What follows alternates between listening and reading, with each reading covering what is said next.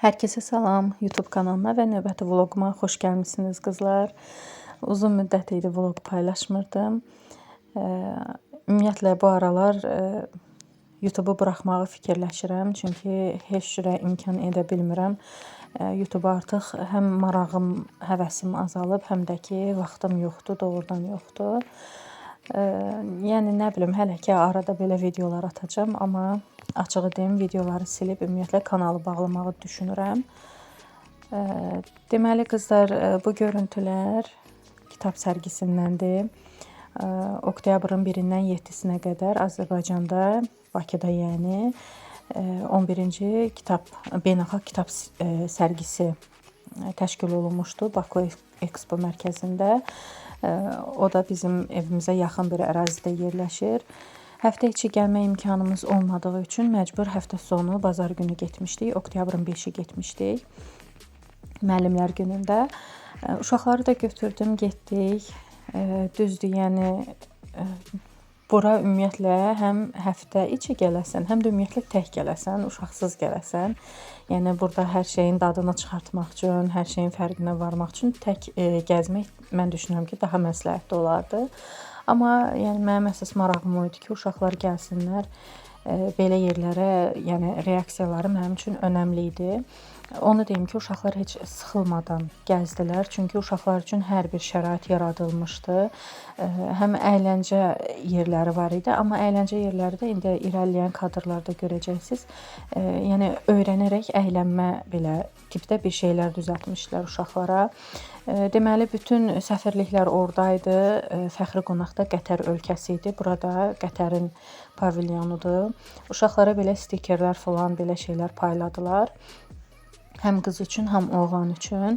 Ümumiyyətlə, yəni bir çox ölkələr özlərini nümayiş elətdirməyə gəlmişdilər. Daha sonra universitetlər, liseylər, hamısı demək olar ki, oradaydı. Hərəsinin özünün stendi, pavilyonu var idi. Belə kitab oxuma aparatları var idi elektron qaydada. Yəni çox maraqlı təşkil olunmuşdu. İçəridə yemək üçün də şərait yaradılmışdı. Uşaqların əyləncəsi üçün də şərait yaradılmışdı.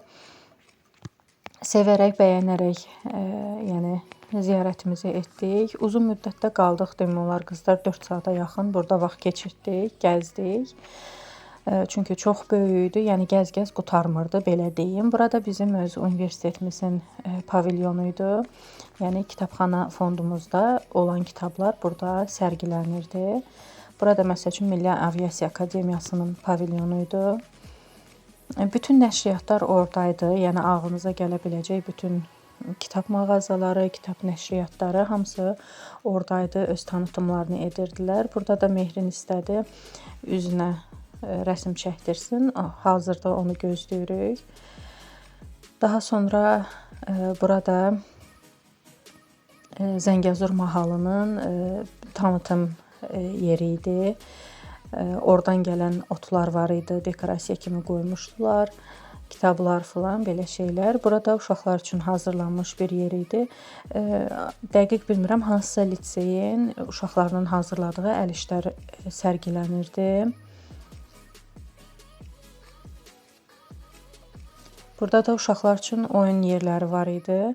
Amma oyun yerləri də necə idi qızlar? Yəni öyrənərək əylənmə tərzi yerlər düzəltmişdilər də. Yəni sırf əyləncə üçün nəzərdə tutulmamışdı. Yəni bu da ayrıca yaxşı düşünülmüş bir fikir idi. Biraz alış-veriş etdik. Əsas mən uğura kitablar aldım. Özümə kitab almadım demək olar ki, elə uğura alış-veriş elədik. Mehrin hələ tam oxuya bilmir deyə Mehrinə də 1-2 dənə rəngləmə kitabları aldım. Burada da oturdu ki, biraz rəsm çəksin. Yəni çox sıxlıq idi, hədsiz sıxlıq idi. Amma təki həmişə belə yerlərdə biz belə sıxlıqları belə deyək də müşahidə eləyək. Bu o deməkdir ki, yəni millətimiz oxumağa həvəs göstərir, kitaba həvəs göstərir. Ən sevindiricisi də o idi ki, yəni uşaqla gələnlər də çox idi mənim kimi. Uşaqla gəlməkdə yəni ki, belə deyim də həm böyüklərin, həm uşaqların olmağı o deməkdir ki, artıq uşaqları da kitab oxumağa cəlb eləyənlər var.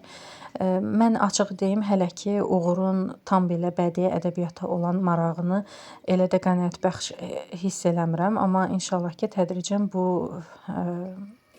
belə deyək də vərdişi də onda formalaşdırmış olaram.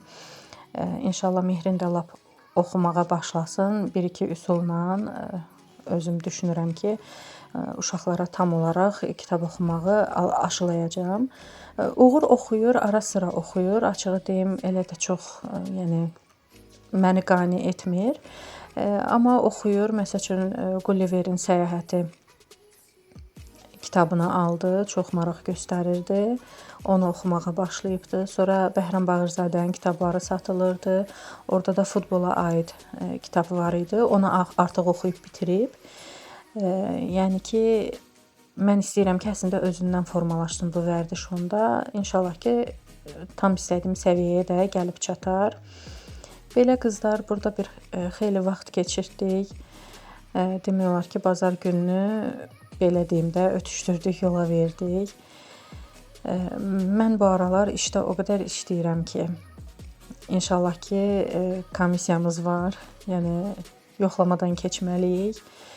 O komissiyanın gəlişinə hazırlaşırıq. Yəni çox ciddi şəkildə hazırlaşırıq və bu da mənim üçün ekstra yorğunçuluq deməkdir. Açığı deyim ki, bir qəribə hal formalaşıb məndə. Həftə sonları evdə oturmaq istəmirəm. Yəni işə getmək, gəzməyə getmək deyil. Bəzən yəni cəmiyyətdə bu fikir var ki, işləyirsən, niyə darıxırsan, niyə sıxılırsan, yəni hər gün evdən çıxırsan, amma elə deyil qızlar. Bəzən mən olur fikirləşirəm ki, keşke yəni bir həftə, 2 həftə, yəni bir ay belə evdən çıxmadan evimdə otura biləydim. Çünki yəni dediyim kimi işə getmək, gəzmək demək deyil. İşdə də gedirsən, işin öz problemləri var. Yəni orada da müəyyən məsuliyyətlərin var ki, onları həyata keçirtməlisən. Yəni bu aralarda çox yorğunçuluq olur. Elə bil ki, məsuliyyətimiz 2-3 qat artıbdı. Və dediyim kimi məndə qəribə bir vərdiş formalaşıb ki, həftə sonlarını evdə keçirtmək istəmirəm. Sıxılıram, istəyirəm harasa gedək, uşaqlarla bir yarım saatlıq, 1 saatlıq da olsa gəzinti eləyək. Nəysə qızlar, sərgi ilə bitirdim. Bu isə növbəti tədbirimizin kadrlarıdır.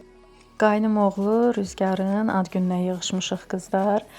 Əslində ad günü oktyabrın 8-idir, amma yəni işlə bağlı olaraq həftə sonuna salmışlar. Oktyabrın 11-i Sevinç restoranında yığışdıq. Rüzgara qəşəng bir ad gün keçirtdik. Tortunu yoldaşım hazırlatdırmışdı. Uğurun 10 yaşında hazırlatdırdığı tort yerinə ora müraciət eləmişdi yenidən. Uğur başqa cürə futbol teması istəmişdi. Rüzgar da bu tərz bir tort istəmişdi. Yeməyimizi yedik, içdik. Yəni ki, tək elə deyim də tortdan ibarət deyil idi ad gün. Yedik, içdik. Ən yaxın qohumlar idi. Nənə, baba, bibilər, xalalar, bu tərz, yəni ki, yaxın adamlarla keçirtdik. Şou banket yeri tutmuşduq. Orada təşkil eləmişdik ad gününü. Ümumiyyətlə qaynımgil İstanbulda yaşayırdılar, amma artıq Azərbaycana geri dönüblər.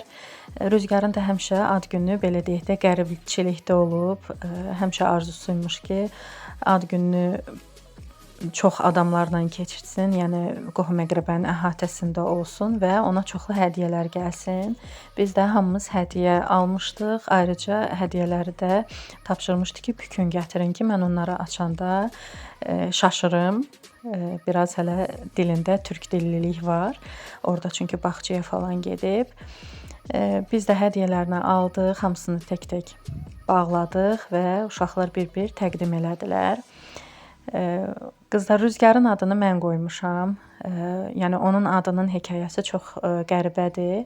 Mən hardasa belə deyim də Mehrin dünyaya gəlməyinə az qalmışdı. Həmin müddətdə yuxuda gördüm ki, Rüzgar doğulacaq və onu mənim qucağıma verir qaynım və məndən xahiş eləyir ki, Aysel, istəyirəm ki, oğlumun adını sən qoyasan. Mən də bilmirəm hardan o fikir ağlıma gəlir və qaynıma deyirəm ki, istəyirəm ki, uşağın adı Rüzgar olsun. Ondan bir müddət sonra artıq, yəni məlum oldu ki, uşaq yoldadır, gələcək.